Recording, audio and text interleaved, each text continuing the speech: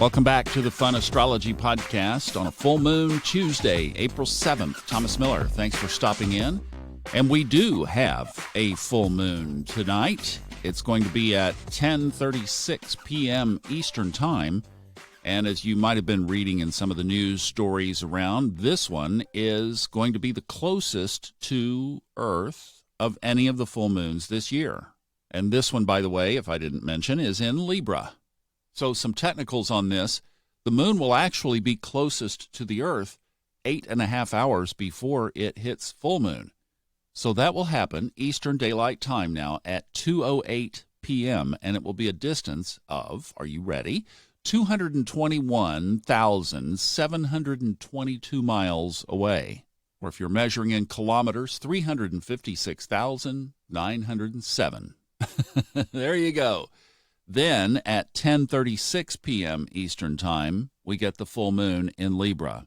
Sun in Aries, moon in Libra.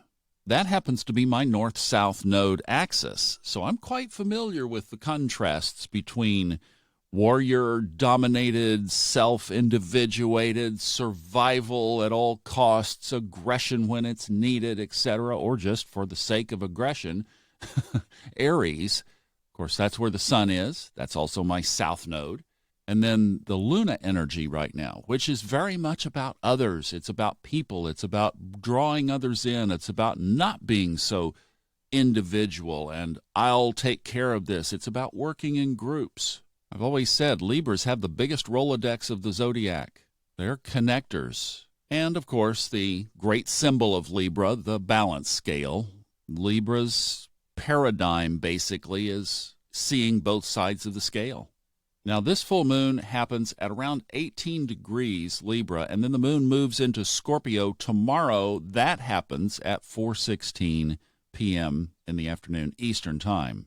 And if you track void of course, kind of interesting that the moon will be void of course most of the day tomorrow, 8:49 a.m. all the way to when it switches into Scorpio at 4:16.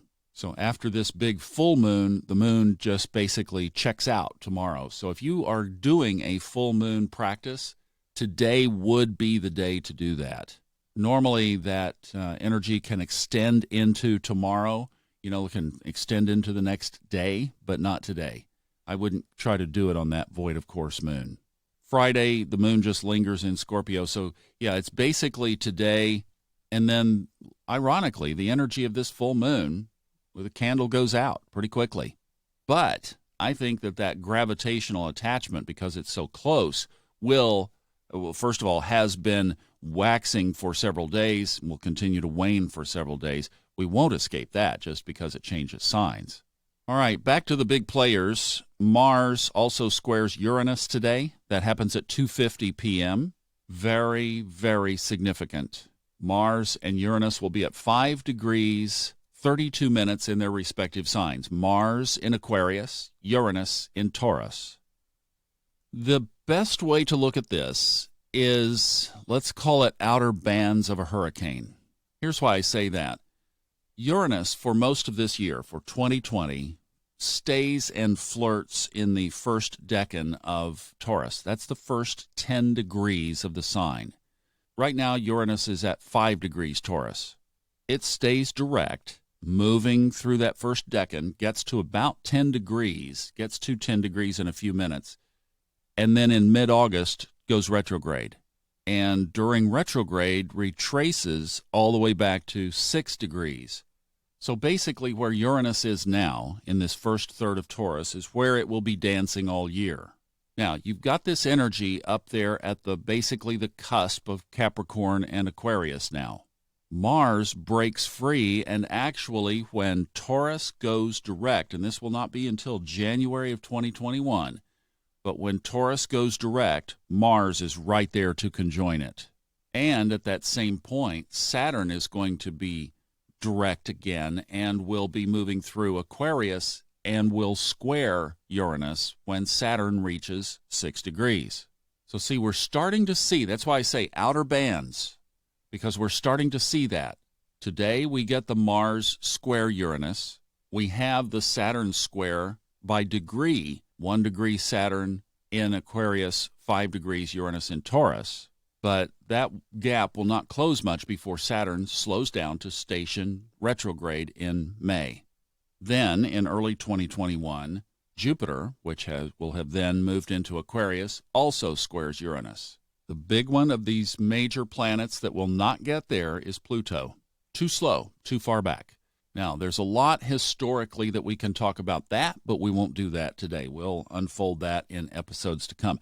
But a lot of this Saturn, Pluto, Capricorn, Aquarius dynamic that we've been living with for 6 or 8 months now is going to shift to a conversation of what happens when these things start to square Uranus. So the first one of those is today. Now, the other big energy, don't forget this one, is Mercury goes sextile to Pluto at 5:28 p.m. today, Eastern Time, and sextiles Jupiter at 10:20 p.m. So there's grumpy Mercury in Pisces. Can't wait to quit blowing those watery bubbles. Is going to be in a sextile, so a soft or easy aspect to these two powerhouses, Pluto and Jupiter. So to put a bow around this thing, we have a lot of triggering energy today, don't we? So we have a full moon in Libra. That's opposite the sun's Aries, and it's the closest the moon will get to the Earth all year. So the gravitational force, obviously, will be greatest for this full moon. Then we have Mars squaring Uranus and Mercury sextiling Pluto and Jupiter. Lots of triggers.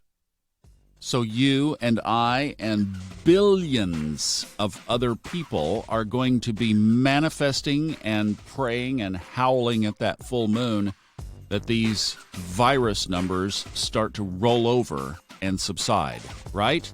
I mean, if we've got triggers up there, then let's use our consciousness to trigger them in a positive direction. And that's the best thing I think you could do with all of this energy, is redirect it.